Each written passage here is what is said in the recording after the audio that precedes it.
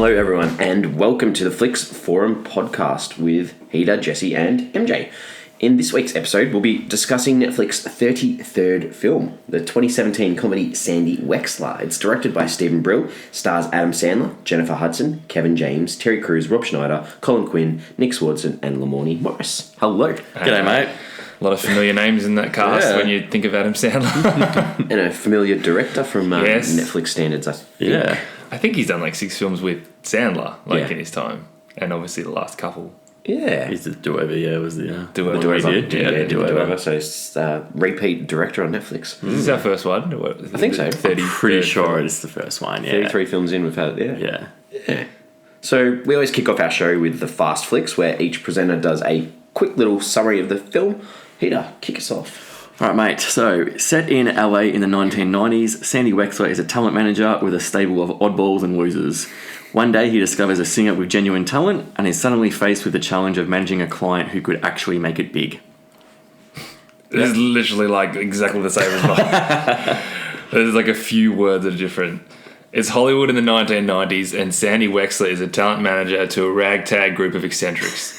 When he stumbles across a singer bound for stardom, his managerial skills are put to the test as he continues to navigate himself through the industry. Sounds like we watched the same movie. Really, like it's in paced the same. Yeah. It's nice. I've said, an LA talent manager discovers the next big star. This is their story. Well, that's kind of the second half of our one. Yeah. You just didn't talk about the ragtag group of oddballs. Didn't need to talk about the rest of his... So me and Jesse said LA, you said Hollywood. Was yours LA until you heard mine? So you thought, I better change another word in it? It's a good point. No. Yeah. It's a good point. No, the words were quite different. Yeah. We did well there. Yeah, but I guess the same message. But you had to mention the fact that the ragtag group had Kevin... You just ignored Kevin James. Completely. Just for you. MJ's favourite. Wanted to make sure that MJ picked up on my dislike of Kevin James. He was much better in this than he was in... What was the last one we watched? True Memoirs. True Memoirs. He was much better in this. He was excellent in True Memoirs. It was debatable. He was fantastic in this. Then I can't believe he didn't get an Oscar for this role. It's making me sad. Good mustache, actually. Real good mustache. Good hand movements. I'll tell you what. If I can move my hands like that. So, film history. What do we learn about this film? So it's based on Adam Sandler's real life talent manager, Sandy Wernick, and it was kind of done as like a roast to him. Did you know, I didn't know whether this was based on a true story or not, right? No, I had no idea. So I start watching this film, and I'm like, okay, Sandy, and I'm like 70% sure it's based on a true story for some reason. And I reckon I watched the first hour of the film thinking it's a true story, because none of it's crazy, unbelievable. And I'm stopping myself from Googling Courtney Clark, because I'm like, oh, I wonder what happens with her career. And but the whole time I'm thinking these every time they cross back to the people who are kind of talking about him you find that's the wedding at the end. I'm like, this seems really forced. If they really knew Sandy, why would they? And that was the only thing that got me. And seriously, I reckon by the end of it, I realised it wasn't real. Yeah. But it took me so long I was just so in limbo. Yeah. I'm just not sure if this is real or not. I didn't want to Google during the film. Yeah. That's a good job of selling the film to you. Yeah, it was. And as we say, every time we watch films, we don't know anything about them going into it. So it would have very easily been. I'm sure I was one of very few that thought it wasn't real. Man, I seriously did. The house. Yeah. That house is the same one from Billy Madison, the mansion. That's awesome. I wish I had known that while I was pretty watching cool. it. And also from The Godfather? Yeah, The Godfather. What's up in The Godfather? It's the scene where the severed horse head. Oh, yeah, that's right. Yeah. So, It's the only scene in LA in The Godfather. Yeah. The girls are Adam Sandler's daughters again. So family affair. Yeah. Watching the credits are a lot of Sandler's in there. His wife's in there as well. He brings her back for another one. He's literally these films he's doing for Netflix. It's part of his deal. He's but I get to cast my friends and my family. Yeah, no worries. That's all they are. Just his friends and family. Just it annoyed getting together. me. Rob Schneider is the 8th listed name on the cast, and he's in it in 2 hours in for about 3 seconds. Yeah. I hear his voice a little bit beforehand, but you actually only see him in the very end. And I think he's cast in between Terry Crews and the guy who plays Bling from the record studio. Who both semi main characters. Well, Bling was pretty main character. He was. Terry Crews you don't meet till about an hour in. But at least when he's in it, he's in it. Yeah. but it just annoys me. Because I knew Rob Schneider would be in this film, and I like Rob Schneider, so I was like, oh, good, I'm looking forward to seeing some Rob Schneider. There were lots of factual and continuity errors. I'm sure there were. Heaps and heaps. And I just looked at it and I'm like, I can't be bothered looking through these because there were so many. So many. So yeah, I didn't write any down. You know what? But we're just sure there would have been a lot. Yeah. It didn't bother me watching the film. If you can enjoy it, I don't think the Sandler and their crew care that much about that part of it. So. Seems they don't care about much these days. They're not trying to win awards with these films, but they're still trying to entertain. So the third of 8 movie deal he's got at the moment. So this was the one where he got re-signed after this one, wasn't it? I think this is the one where they said we'll give you another.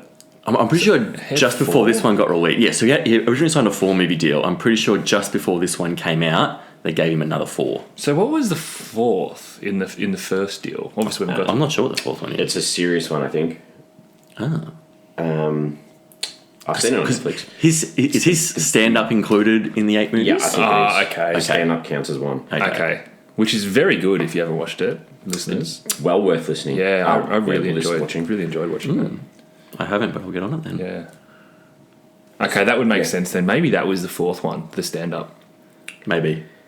So we obviously had Ridiculous 6, then we had The Do-Over, and then Sandy Wexler. Yep. And then the new one the next one after this is called The Meyerowitz Stories. It's called New and Selected. Do you know what date that is? So it's 2017 as well. Okay. Interesting. So that was before the stand-up. Yeah, it's a comedy. It's a comedy drama because it's got not only Adam Sandler, it's got Ben Stiller, Dustin Hoffman, Emma Thompson. Yeah. So say what you want about Adam Sandler, he knows how to get a cast. Oh, he can pull people in. He's obviously a likable man in Hollywood. Yeah. got lots of friends. Yeah. Lots of friends. Critical sort of consensus was pretty ordinary. Pretty poops. Yeah. It was 27% on Rotten Tomatoes. Yeah. On 22 reviews. And the audience score of 40% liked it. When you Google this, it says 82% of Google users liked this film. And I would never write that down normally, but it was so vastly different to everything else I was reading. So I'd be frank, I don't actually know what constitutes a Google user liking a film. Yeah. But It's just down the side of Yeah, that's what I read. Okay. Give it that up or down. Interesting. Thing, and you can write a comment. Yeah. well, they liked it on Google. Yeah, Letterboxd was 2.1 out of 5 from a bit over 3,000 ratings. And IMDb was 5.1 out of 10 from almost 12,000 ratings. It's pretty high on the IMDb ratings. It's a lot higher than the other ones. Yeah. Oh, marginally. 5 compared to what? Yeah, 4. Yeah. So I guess what are our early thoughts? I'm very much in favour of most other people, it seems. I really didn't like this movie. I thought it was crap. I did like it. I think I just can't fight the fact now that I really like Adam Sandler. Yeah. I think he's really funny. I thought out of the last few films he's done, this was the best. And I thought his job in this was excellent. I thought Sandy Wexler was a pretty interesting, pretty well fleshed out character. And I genuinely liked the film, and I liked a lot of the I chuckled enough at a lot of the one-liners. When we get to favourite scenes, I've got a few scenes that I liked, but then I've also just a few one-liners as well. So no, I thought it was pretty good. Okay. But it was slow. It was very slow. Oh, it was slow, wasn't it? Some of the scenes were too long at times, Yeah. and it should not have been over 2 hours, this film. No way. So I really didn't like this movie, but it was basically because I hated Sandler's voice that he put on. I couldn't watch it. Did you like Billy Madison? It was drunk Billy Madison. See, I love Billy Madison, but I don't know. This was just like when the movie starts and the interviewing those people, and I'm like, oh, cool, I know these famous people, and then it goes to Sandler crossing the street and the Chili Peppers are playing, and I'm like, oh, okay, yeah, this is good. And then Sandler speaks, and I'm like, nah, this is just not. I couldn't stand his voice, and also they were making fun of it, and his laugh and clap, and I just hated watching that, and just got to the point where I just hated watching him on the screen because I just couldn't stand listening to his voice. So it's clearly what what's his name, Sandy? Yeah, what would sound like, his real life manager. The real life Sandy Wernick. Because I watched an interview this morning actually of Conan O'Brien with Adam Sandler on it, talking about Sandy Wexler, and Sandy Werner was just there, kind of sitting to the side, so he didn't actually speak. But every time Adam Sandler was talking about like anecdotes with Sandy, he would put on the voice because apparently they were saying to Sandy like when when they found out they were making a film kind of about him, they were like, "Oh, are they doing your voice?" And he's like, "Yeah." And he's like, Are they talking about the way that you eat?" And he's like, "Yeah." So, Oh, don't do that. It's not bad. It was good. You've been practicing that. We might cut that as a soundbite. We're going to send that in to Adam Sandler. We might get sued. Yeah. That I've used it. What did you think, Jesse?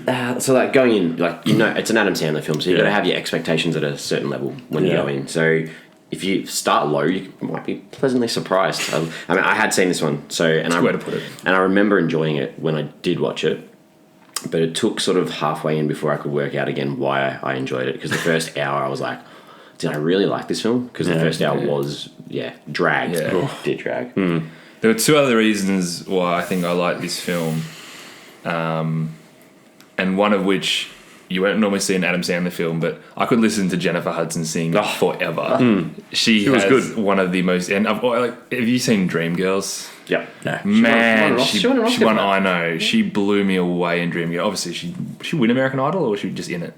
No, she was like the Ricky Lee Coulter. She didn't win, did she? no, Yeah. didn't win. But she has just a killer voice. Every now and then, you just get to sit back and really enjoy that. I think when she was on American Idol, she sang like The Circle of Life from memory. I'm pretty sure that was a big moment. It was huge. That would have been good, actually. Yeah. I remember watching that. Was that the season Fantasia Barrino one? I feel like it is. They were very similar in the same season. Fantasia had a booming voice too. Booming voice. Sorry about the American. There's more American Idol comments later too. Okay. Can't wait. I've got more. I've Learn some new things. And it's just Kevin James is in it. I love Kevin James. So this was released April 14th, 2017. Netflix drop. Mm-hmm. Filmed in and around LA, like we spoke about before. That's it. I love films about Hollywood too. Yeah. I always have, and you know what? Probably this is on the lesser scale of it.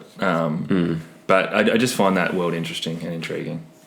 So they filmed at the Six Flags Magic Mountain theme park. Yeah. That was cool. I like seeing the roller coaster. And I also really liked the Griffith Observatory at the end, which, you know, if you're saying Rebel Without a Cause or La La Land. Is it the same one as Rebel Without a Cause? Yeah. That observatory at the end. But I just love that location. Okay. Yeah, that location is just so La La Land as well, Yeah, so iconic. It's in so many films, but Rebel Without a Cause is, you know, probably the one that you can think of the most. Lots of cameos. Did you guys? That's the way. Did you write down? I started writing down every person that popped up on screen. Go. Of course I And did. I reckon you. Did it with any film. Of course you did, but you didn't. So yeah, you got? Yeah, Jimmy Kimmel, Yep. Conan, Jay Leno, Chris Rock, David Spade, Dana Carvey. I wrote Chris Rock again, so I must really like He wasn't on more than once, so I'll give you that. Quincy Jones, Weird Al Yankovic, and I was like, the dude from the do-over with his testicles. Yep. I did know. I've got him mentioned later on. The ball sweat guy. Yeah. Oh man, I was just like, when I saw him, I'm like, oh my god. It's your favourite guy from the do-over. And then obviously there was a lot of product placements in this as well, like a lot. Coca-Cola was a huge one. There's one scene where he goes into that supermarket and there's like the Band-Aids and the Johnson & Johnson, just this blocked out section. I was like, this is annoying me. And then like Absolute Vodka and then Mountain Dew a bit as well. And I was like, that's a bit weird because Coke, Mountain Dew, different brands, but If they're paying the money, though. probably, yeah. My other thing, my American Idol other thing was Clay Aiken. So Jennifer Hudson played that. What sort of animal was that? Was it a duck, a chicken? It was a chicken. A goose? Ugly duckling. So Ugly duckling, right, so it's swan or so she was whatever. Little duckling. Duckling, alright. So she was playing the duckling, and then when they go back to the park later, there's a dude playing the duckling. Was that Clay Aiken? That was Clay Aiken, yeah. That was Clay Aiken, who was runner-up to Ruben Studdard. I was listening thinking, this guy doesn't sound too bad. So he came runner-up in American Idol, like, the second season. So it was just wow, like, that's nice funny. and funny. That's cool. Yeah, I thought that was funny. Did you think that Alfred was going to end up being Weird Al? When he kept referencing Alfred at the start? I'd seen it, so... Oh, yeah. No, I didn't know. That was a great time. I was like, that's Weird Al. It still didn't even click. Yeah. It's like, Alfred. I'm like, Alfred. Any other things? Like, it got nominated for a few awards. Did it? Yeah. Did you see that? No. So, Jennifer Hudson was nominated for Best Actress in a Comedy at the Teen Choice Awards for this film. Okay. And it actually won an award. It won the Californian On Location Award team for Best Independent Feature. Really? Yeah. It does not feel independent. At where? They're called the COLA Awards, the California On Location Awards. Okay. Yeah. Well done. And it also got nominated for another award there for the Location Team of the Year features. So there you go. Okay. This won an award. I enjoyed this movie. It didn't feel like an award-winning movie, though. Talk about some characters. Yeah, so one of the reasons that I liked this film probably more than other recent Adam Sandler films, I thought Sandy Wexler as a character was so damn likable. Like, I just liked him so much, and I wanted everything to turn out good for him. It's funny because they set him up as this guy. It's like, oh, he's a chronic liar. And I'm like, oh, that's a terrible trait. But, like, as we sort of said, he's... Yeah, I like to think so. Yeah. But he's got the I mentioned the voice of a drunk Billy Madison, but the heart of Bobby Boucher. So he's obviously an amalgamation of all of Adam Sandler's characters. But you will struggle to find in cinema a more selfless character. Can you think of a moment where where Sandy Wexler tried to do something for himself, like to better himself? And not once does he mention his cut or making money. He's so ridiculously selfless, and I just found that really admirable. The only thing I could think of was when he tells him not to swim in the pool because he obviously doesn't want to get kicked out of his house. That's the only thing that I'm like scared about that. He's thinking about himself. But apart from that's fine. You can do that. Yeah, exactly. No, I think he's okay by doing it. But despite being a chronic liar, which I think A is probably true to the real character, and B was a little bit of a comedic ploy. Like some of the times where he would just like, oh, you just said this, and he's just like, no, I didn't. Like, I think they used it for comedy more than just him, but he was charming. Like, he apologized to his clothes when he doesn't wear them. There was this real sincerity to him, and I think the fact that we had the luxury of seeing him behind closed doors, that we could see that everything that everyone else saw was the real him. Like, I just thought he was a really nice, charming, sincere, likable character. Yep. Yeah, I thought I really liked the Sandy Wexler character. I thought it reminded me of the stupid Adam Sandler character from growing up. Like all those Adam Sandler movies you watch when you're growing up, and compared to some of the other Adam Sandler stuff we watched recently, it was a lot. It was a lot more that Adam Sandler that we grew up and loved. And you can tell they love the real Sandy Werner, whatever his name is, because yes, they're roasting him and they're taking the piss out of all the silly things he does. Yeah, but he's a sweet guy. And the relationship between him and Courtney was believable. Massively, it was. Because even at the start when he mentioned, I never have any kind of real relationship with my clients, I never thought that there was like a romantic link to them initially, because he kept that professionalism so well. Yeah. But I wanted them. I did, like, it still didn't fit, but I wanted them to get together because I was like, you deserve this, Sandy. Yeah. Peter? No, I hated him. I mean, I think we've spoken about this before with comedies, in that, like, if you're not in from the start, it's hard to get in. It's true. And I just wasn't in with him from the start. So as it went on, I didn't. I mean, there were parts of the film that I found funny, and there were things that he did that was funny, but I found him really cringeworthy to watch just because of that voice he was putting on, and I couldn't get into it.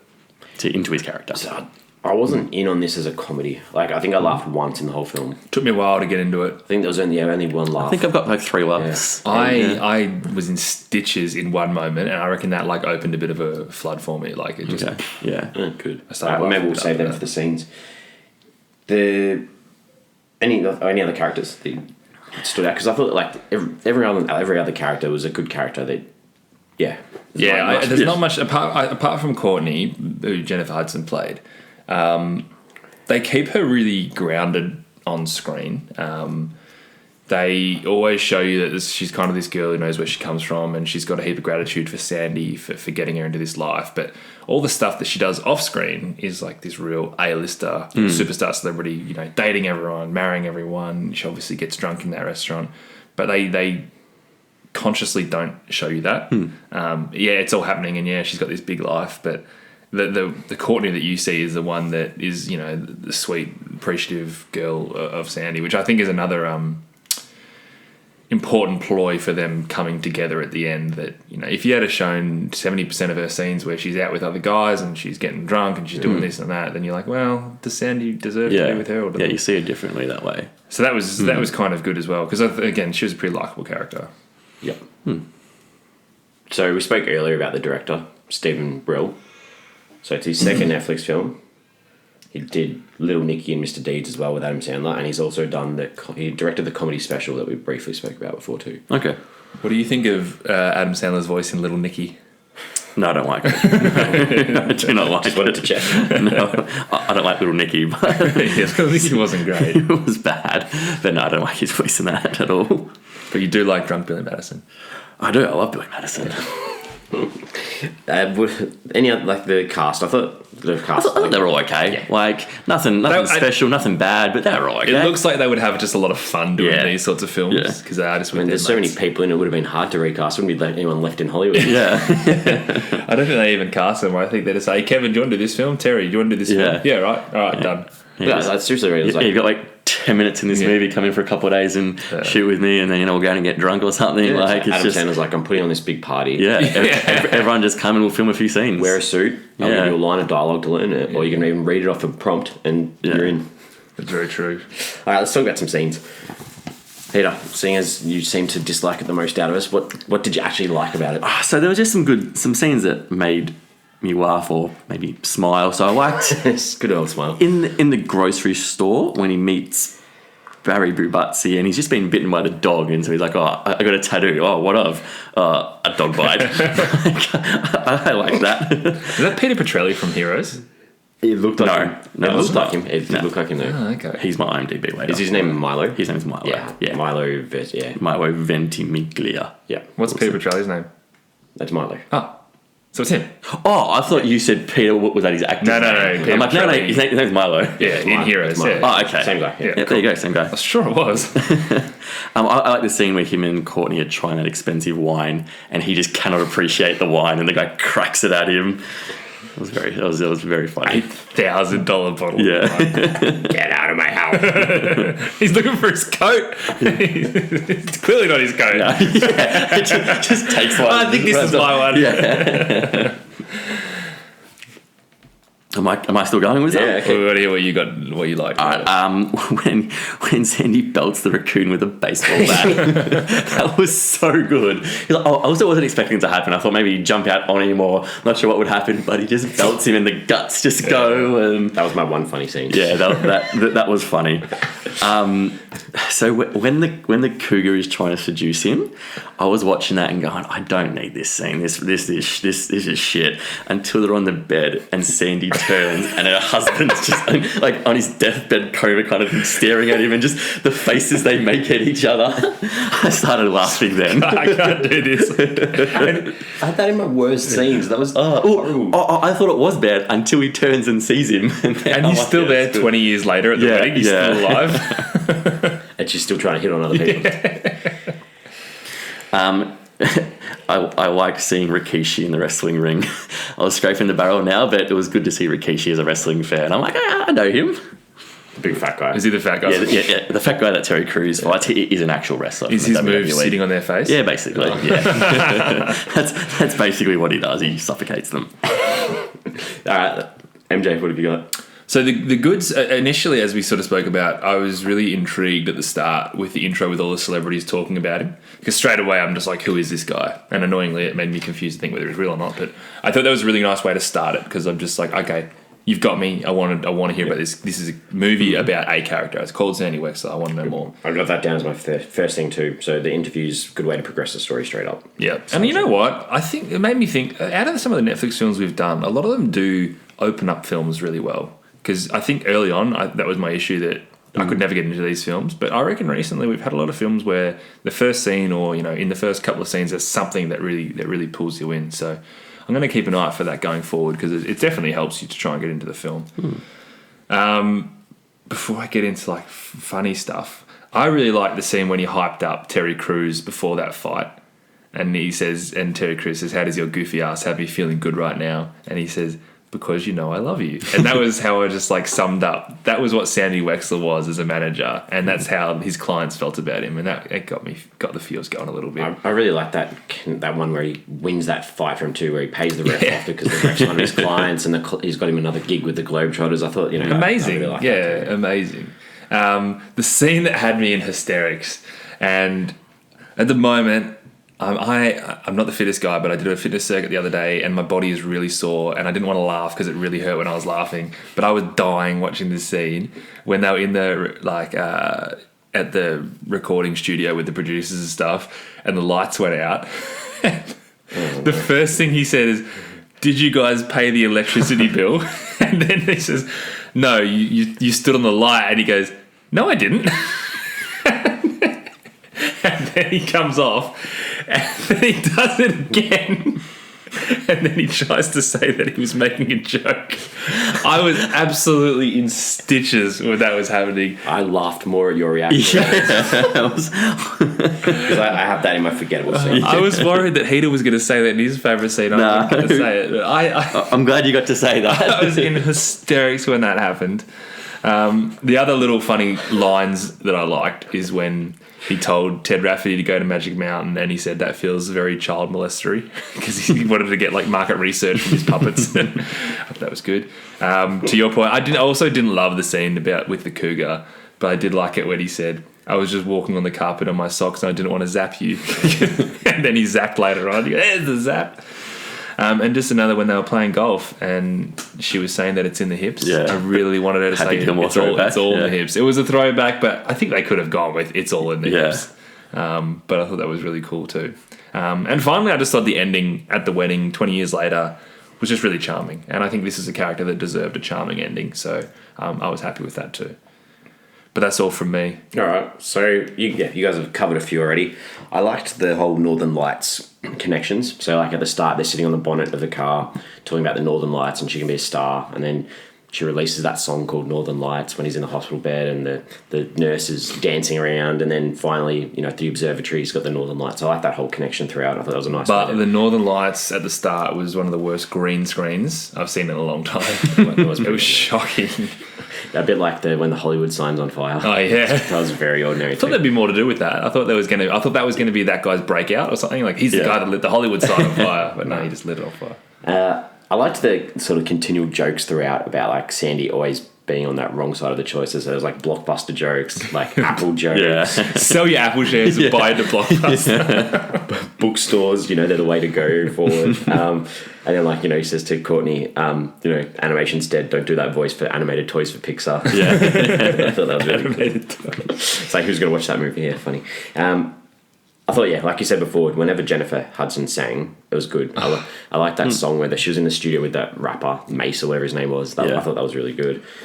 And I like the portrayal of her song doing well too, like the cuts with the Billboard charts rising up the charts. I thought that was nicely done. Yeah, it was. I thought it was funny when they're at the Grammys and they get that gift bag with like Windows 95 and PlayStation. I thought that was cool. That was good. And like you mentioned before, I thought the scene where Courtney's in that restaurant and she calls Sandy to come save her from the paparazzi. I thought that was a nice little scene. Sort of reconnected them, which was good. It showed that even in her state of mind at that point, Sandy was the go-to guy, regardless of what's going on. What about the scene when he's got that client and they're sitting on the couch with their kids, and then the kid wants to know what's vaginal discharge. Can I have one? I love how this girl didn't know, and he said it was an ad for a coffee or something. Yeah. Oh man, what did you think of the puppet scene where like he had the heart attack or whatever he had, and like so I didn't know, that was my bad. Yeah, so I didn't like that. I thought when it was happening, I was like, don't do this. This is stupid. But it wasn't as bad as I thought it was going to be. Yeah, but I think that's just because I think it was still pretty bad. It was Adam Sandler just like going full Sandler. Yeah. I liked the Beavis and Butthead prank call at the end. I didn't like that. It was just another that one. Really? Yeah. How polite was Sandy in that whole thing? Yeah. That just shows you the sort of character he was. All right, Peter, what didn't you like? Any scene where Adam Sandler did his laugh and clap. I hated it. I didn't like it at the start. It grew on me. I liked it more and more. I did not like it. I might start doing it in real life. Oh, don't. Oh, no. Please don't. So their first recording scene, and the guy doesn't push the record button I've got that in twice. For a movie that was so damn long, you didn't need to just keep on going with that joke. Just do it once, would have been fine. Way too long. It just went on, and this movie was long enough as it was. That's exactly what I thought. I had that too. So when he has the car accident and the two guys come and beat him up, the punches just looked awful that we were throwing at him. It went nowhere near hit him, and I think I've said this a couple of times in Nicholas movie. I really get angry when punches they don't look like they land and hit. I didn't like it. I didn't like that scene either, but I think I was just annoyed that they beat him up. It just seemed it's like why, and then nothing came from it. Overreaction of accidentally hit. He wants to do it, so like swap details and stuff. My insurance. Like a normal thing to do. I think also he could rock up to the Quincy Jones's place looking like down and out, so everyone could make fun of him. Yeah. And also he could have like 3 or 4 jokes of what actually happened to him. Yeah. Was one of them like that he got hit by a moose or something? Yeah. I also didn't like when he breaks it off with Courtney and he's in the car crying, and again it just went on and on and on, and that was, I agree, but that made me sad because I cared for him and I was like, God, he's just doing everything he thinks is right for her. It was, but I agree. It was sad and it felt, but just like other scenes, I think it just went on and on. And actually, at that point, I remember because I paused the movie because I wanted to go get a drink or something. I paused it. There's an hour left still. I was like, oh my God, really? That got me as well. We still got an hour to go. It was like 2 hours and 20 minutes, wasn't it? Yeah, something like that. 11. Yeah. And that's the same with Ridiculous 6. It was like, hang on, this film goes for over 2 hours and it doesn't have to. No, hopefully he learns from that. But MJ, yours? All of mine have been said, but I had the recording scene being too long, the beating him up scene, that negotiating scene with Kevin James. But the other one was that scene in the supermarket. That was the start for me where everything was getting too slow. Yeah. The scene was fine, but the dialogue was just too much that the half of it wasn't even relevant. And that scene was followed by the recording scene. So there was 2 scenes in a row where I was just like, come on, like get to something. So that was my biggest gripe with the film. Too slow. Yeah, I had the studio recording. I had the turning the lights off. I had the neighbour who was half dying watching them try and get it on. The dogs. I didn't find that a recurring... Like, the dog's always chasing him. I didn't find that funny. I found it frustrating and annoying. They didn't chase anyone else. No. Yeah. What did Todd think? So my dogs were absolutely zonked out and they were in the other room, but that was one of the things that would get them going because they were so loud and they still didn't even wake up, and I was so lucky that the dogs were so tired during this because that was mayhem. I don't know. I just didn't find that funny. The saying good night to his suits because he loves them, I just thought that was ridiculous. Not needed. But it was 3 seconds. Yeah, but the 3 seconds they could have cut off. If you cut off all 3 seconds, all add up after a while. Get it in under 2 hours. I like that he says that he apologised to his suits for not wearing them. He was like, sorry. Yeah. Marie Kondo would have loved that. No, she would have been like, He wouldn't ever throw anything. You've Marie Kondoed your clothes. I saw that on Instagram, Peter.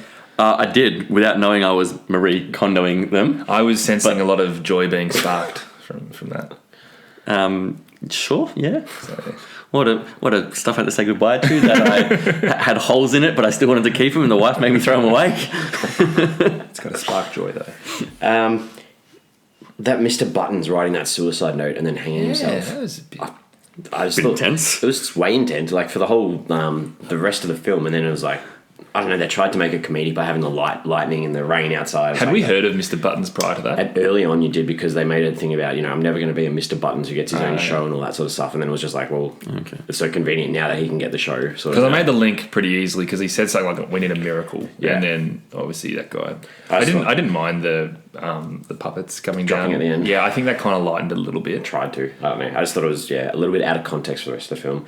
And I really, at the end, Adam Sandler sings that "No Business Like Show Business." I really like that song, but I don't get why you finished with him singing it. Like, you've got Jennifer Hudson standing right next to you. That was the gag, though. I know, but it wasn't funny. Like, if you want to end it on a high note, give her a song, let her belt it out. This movie was called Sandy Wexler, not Courtney Clark. Well, rename it. I wanted to love to hear her sing one more song as much as it. Yeah, but it was an appropriate choice of song because that's what this film was about, the industry. Yep, exactly. All right, are we ready to move on to like themes and stuff? Yeah, yes, we are. I think there's a few little things that we're saying. Some nice little messages. What do you got for us? Family. So obviously, family's a big one. Mm-hmm. Always being there for your family, your clients. Like they're a part of his family. Yeah, they're part of his family. Yeah. I thought he did a good job of always like you said before, never really looked for himself, always looked for others. Yeah. And then working in this real cutthroat industry with, he didn't really work with too many stars, but in general, working with stars, he was the one that valued friendship and people higher than anything else, which no one else seemed to do. Yeah. He did represent that guy from Indiana Jones who... he got his heart pulled out in the Temple of Doom. But you never once hear Sandy talk about his money or his cut or anything like that. No. And that was one of the first things they say at the start, all the endorsements. Just like he just cared about his clientele so much. Yeah, doing what's best. He always did what was best for everyone else. And we've got to remember, this is a film largely made by Adam Sandler and his mates who know this industry inside out. Yeah. And it's their way of being like, this is someone who did it right. Yeah. What about sort of like second chances too? I think there's this sort of theme of, you know, Sandy's getting the second chance as well as most of his clients. Most of them all got another go at something because of him. And the Daredevil had about 15 chances. All those birds and bats just kept on getting him. That was actually... I almost wrote it down when he's like, okay, so birds during the day, bats at night. Now we know. This is a good thing. That was another Adam Sandler voice. So, because he was in hospital because he got burnt alive pretty much. Yeah. Did we see him, like, recovered? I can't remember. He was at the wedding. He was at the wedding. Okay. Yeah, he had long hair. It would have been nice to see him do one last nice stunt that went right for a change. At the wedding. I guess he did all right in the pool. None of them, apart from Kevin James's Ted Rafferty, none of them actually made it. Yeah. Like, That chick made the commercial for the... yeah, that sacked him.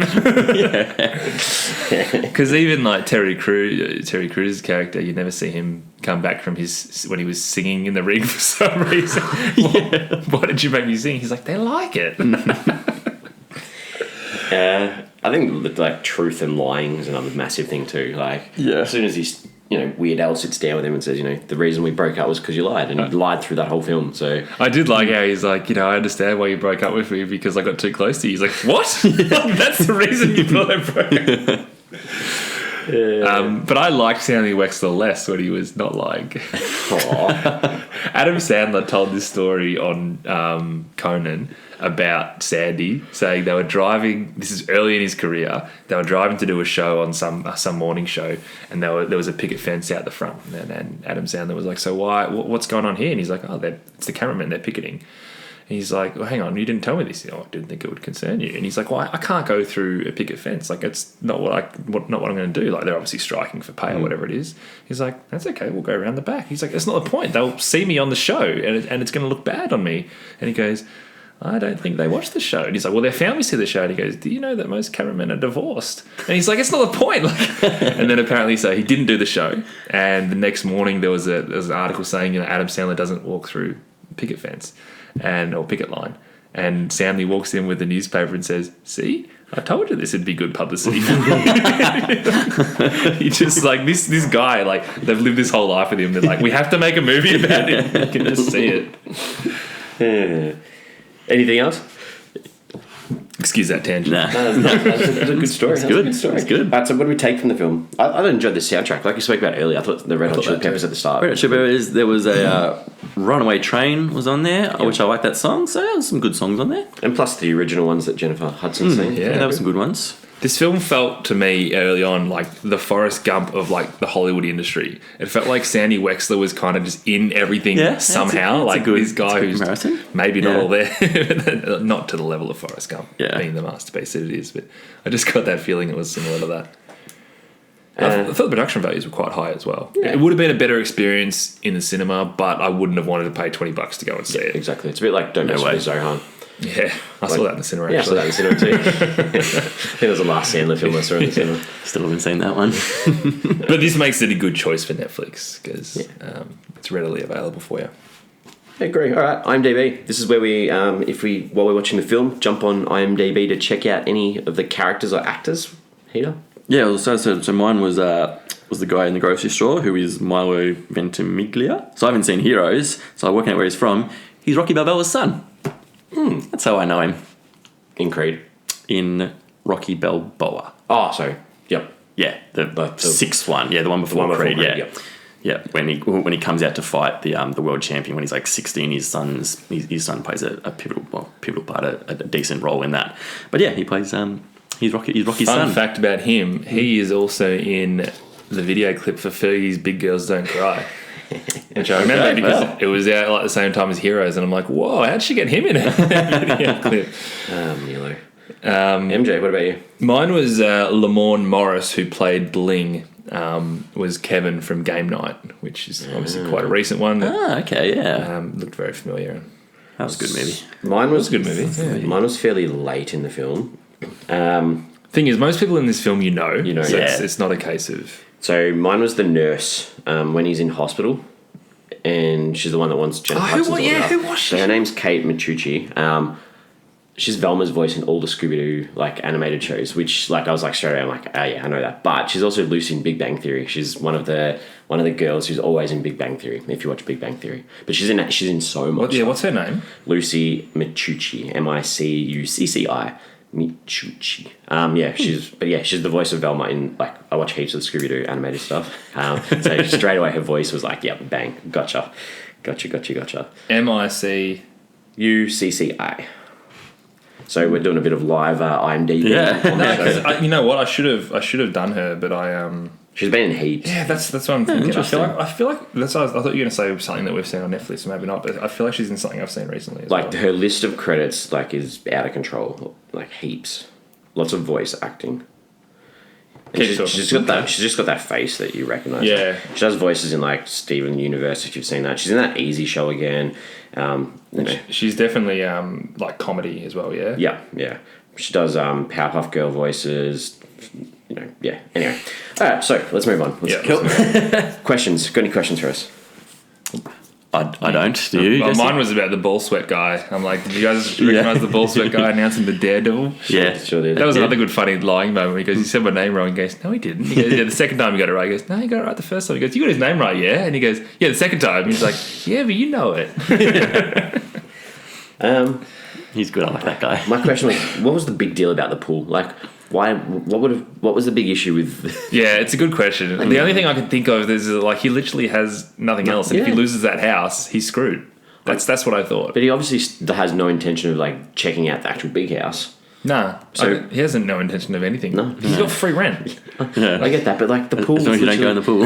The pool, he could use that pool. There's no like, he's not going to mess it up or anything. It also seemed like the landlord was a pretty chilled guy. Just spent his day just watching him. Yeah, just being a creep and.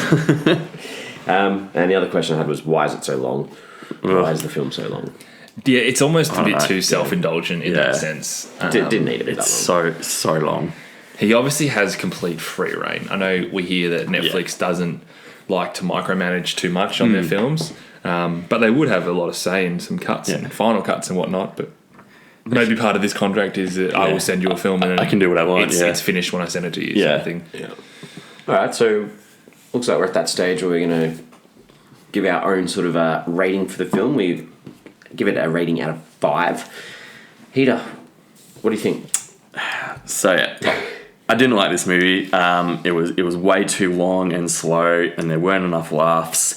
For me, I thought this was actually the worst of his 3 Netflix movies to date. I prefer the other 2 over this one. I give it 1.5 out of 5. 1.5 out of 5. Okay. Did you enjoy the conversation about it?